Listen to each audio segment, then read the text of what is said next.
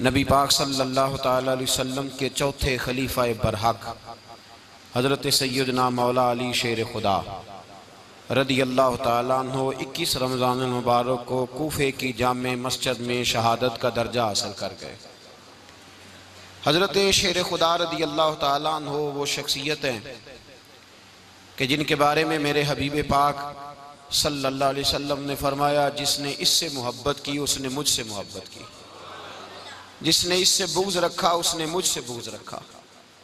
और नबी पाक सल्लल्लाहु अलैहि वसल्लम ने फरमाया, अली का बुग़्ज़ निफाक है, अली का बुग़्ज़ निफाक है, मुनाफिक होने की अलामत है।